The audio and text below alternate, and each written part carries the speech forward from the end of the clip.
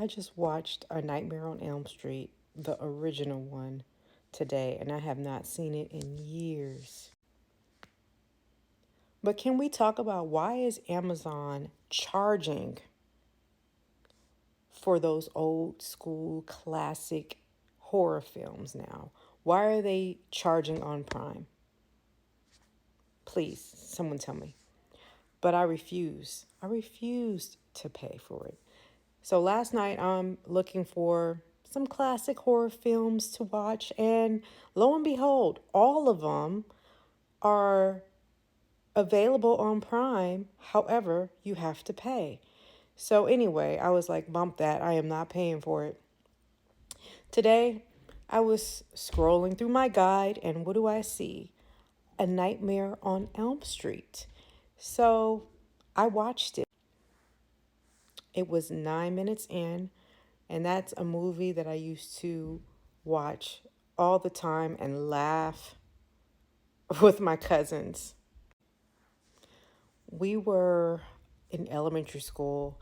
I don't know what the heck we were doing watching that shit. So earlier this year, one of my cousins that I used to watch that movie with, he passed away.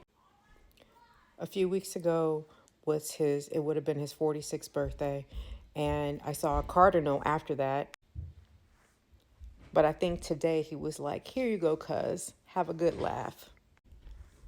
And I did. I watched it and I was laughing because we used to crack up at how Freddie's arms looked like they were so long. He was in the alley and then he looked hella short and he was like running towards Tina. We would crack up like he looked like a leprechaun. And, the technology has changed so much. So you see so many flaws in the movies. But another thing that I would like to address about this Nightmare on Elm Street and all like those old horror films, why were they killing teenagers? Why were they unaliving teenagers? Why were they having these gory ass, like crazy scenes and they're unaliving teenagers?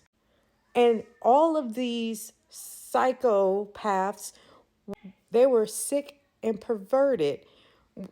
Freddie had no fucking business in the bathtub with Nancy with his claws in between her legs. Like, what the heck? Was she a junior in high school? My son is a junior.